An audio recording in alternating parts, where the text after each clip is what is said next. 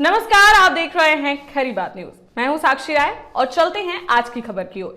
मध्य प्रदेश की पूर्व मुख्यमंत्री उमा भारती को लेकर भले ही भारतीय जनता पार्टी की ओर से कोई प्रतिक्रिया सामने न आ रही हो, लेकिन अंदर ही अंदर मध्य प्रदेश की राजधानी भोपाल में बड़ी उथल पुथल देखी जा रही है। मध्य प्रदेश की शिवराज सरकार हो या फिर वीडी शर्मा के नेतृत्व वाला भाजपा संगठन, ऊपर से उमा भारती प्रकरण पर जितने शांत और बेपरवाह नजर आ रहे हैं, अंदर से उतने ही असहज और चौकन्ने हैं। खबर तो यह भी है कि अब उमा भारती की तगड़ी घेराबंदी करने की तैयारी की जा रही है। पिछले कुछ महीनों में जिस तरह से पूर्व मुख्यमंत्री और तेज तर्रार नेता उमा भारती शिवराज सरकार के कई कामकाजों पर मुखर है और कई बार अपने बयानों से शिवराज सरकार को कटघरे में खड़ा कर चुकी है, उससे अब शिवराज सरकार और मध्य प्रदेश के भाजपा संगठन में बेचैनी का माहौल है। चुनाव नजदीक आते देख भले ही खुलकर कोई प्रतिक्रिया सामने ना आ रही हो, लेकिन भीतर ही भीतर उमा भारती से निपटने और उनसे छुटकारा पाने की तैयारियों को अंतिम रूप दिया जा रहा है। पिछले माह लोधी समाज के सम्मेलन में उमा भारती ने अपने समाज से भाजपा को समर्थन देने के संबंध में स्वतंत्र रहने का जो बयान दिया था, उससे भाजपा नेतृत्व को अच्छे से समझ में आ गया होगा कि उमा भारती अब किस राह पर आगे जा रही हैं। और अगर जल्दी ही उन्हें संभाला ना गया तो 2023 के विधानसभा चुनाव में भारतीय जनता पार्टी और शिवराज सरकार बड़ी मुसीबत में फंस सकती है।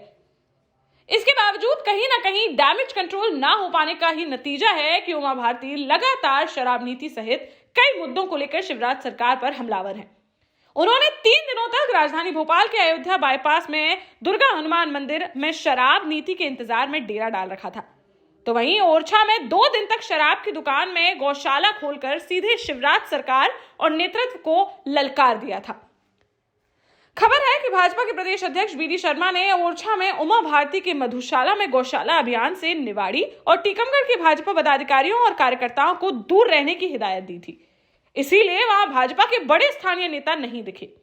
इसके बावजूद बड़ी संख्या में उमा भारती के समर्थक लगातार 2 दिनों तक ओरछा में उनके अभियान को लेकर सक्रिय दिखे और उनकी घोषणा के अनुसार उनके अभियान को सफल भी बनाया। खबर है कि उमा भारती के लगातार तीखे होते तेवरों और नजदीक आते विधानसभा चुनाव को देखते हुए मध्य प्रदेश की राजधानी भोपाल में भारतीय जनता पार्टी के भीतर गहन विचार विमर्श जारी है, जिसमें नवंबर में होने वाले विधानसभा चुनाव तक किसी तरह से उमा भारती को संभाले रखने या फिर मध्य प्रदेश से बाहर उनको किसी काम में लगा देने के लिए केंद्रीय नेतृत्व से बातचीत की जा रही है। उधर रायसेन में शिव मंदिर को लेकर उमा भारती द्वारा राष्ट्रीय अध्यक्ष जेपी नड्डा को भी कटघरे में खड़ा कर देने से दिल्ली दरबार भी उमा भारती को लेकर कोई सख्त रुख अपना सकता है। यह बात अलग है कि उमा भारती के पास खोने के लिए तो कुछ है नहीं।